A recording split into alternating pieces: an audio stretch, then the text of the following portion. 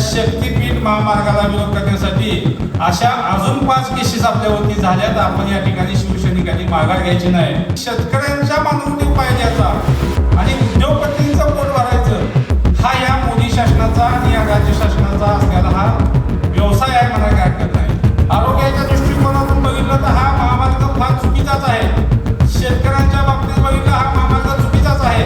गोव्याला जायचं असेल तर आम्हाला आंबोली मार्गे गेलं तर खरोखर आम्हाला निसर्गाच्या सानिध्यात गेलं असं वाटतं. पण हा शक्तीपीठ महामार्ग झाला तर गोव्याला जात असताना आम्ही मशालात चालू की काय असं आपल्याला वाटणार आहे. सर्व मान्यवरांनी आपापल्या भाषणामध्ये अनेक उल्लेख केलेले आहेत किंवा कुठल्या मंत्र्यांच्या घरावरती मोर्चा काढायचा, आमदारांच्या घरावरती मोर्चा काढायचा का त्यांच्या गाड्या थांबवायच्या, हे सगळं तुमच्या आणि आमच्यासाठी आपण करणार नाही.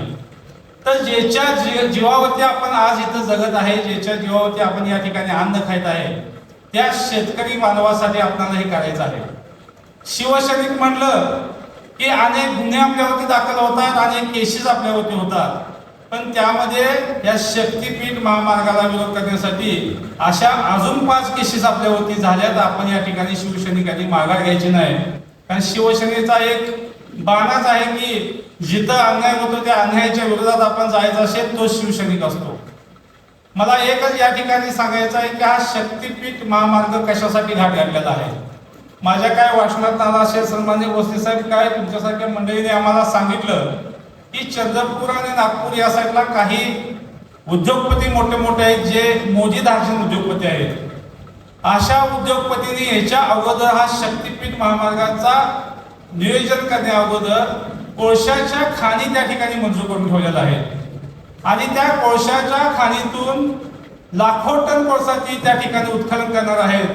मला वाटतं प्रकाश रावना त्याबद्दल तसा चांगला अभ्यास असेल आणि तो कोळसा त्यांना त्या मार्गे गोव्याला घेऊन जायचा आणि गोव्याच्या जेटी आहेत त्या मार्गे तो परदेशात पाठवायचा आहे. हे यातलं प्रामुख्याने ह्या रोडचा ह्याच्यासाठी उपयोग करणार आहेत. म्हणजे उद्योगपतींचा भविष्यातला अडचणी दूर करण्यासाठी शेतकऱ्यांच्या मानवतेवर पाय द्यायचा आणि उद्योगपतींचं पोट भरायचं हा या मोदी शासनाचा आणि या राज्य शासनाचा असलेला हा व्यवसाय आहे, मला काय हरकत नाही. येणाऱ्या निवडणुकीला मोठ्या प्रमाणात फंडिंग गोळा करायचं असेल तर एखाद्या उद्योगपतीला मोठ्या प्रमाणात एखादी जमीन द्यायची, त्या ठिकाणावरनं त्या शेतकऱ्यांची काय वाट लागतं हे बघायचं नाही. पण हे करत असताना आता नागपूर रत्नागिरी जो रोड चालू आहे तो माझ्या शाहवाडी, पन्हाळा, हातकणंगले या विभागातून वैभव जातोय. परवाच एक थोडा सर्वे झाला, त्या सर्वेतून असं लक्षात आलं की हे जे रोड चालू आहे त्या रोडच्या माध्यमातून अनेक ठिकाणी उत्खनन चालू आहे. ते उत्खनन होत असताना एवढ्या मोठ्या धुळीचं प्रमाण त्या ठिकाणी होतंय.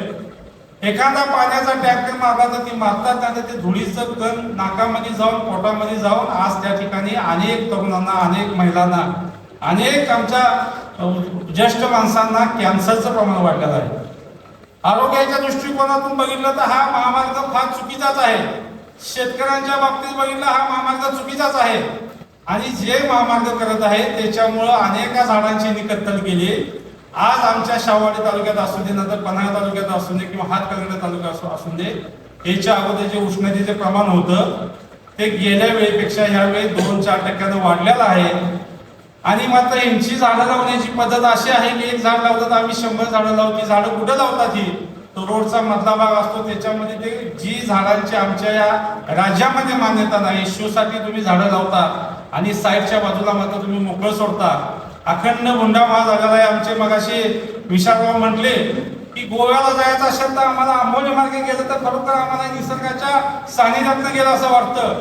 पण हा शक्तीपीठ महामार्ग झाला तर गोव्याला जात असताना आम्ही मशालात चालू की काय असं आपल्याला वाटणार आहे.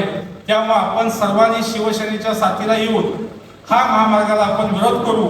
मला या ठिकाणी बोलण्याची संधी दिली आणि तुम्ही या ठिकाणी सर्वांनी शांत ऐकून घेतले याबद्दल मी आपला धन्यवाद मानतो. थांबतो. जय हिंद, जय महाराष्ट्र. अशाच नवनवीन अपडेट्ससाठी डिजिटल कोल्हापूर चॅनेलला सबस्क्राईब करायला विसरू नका.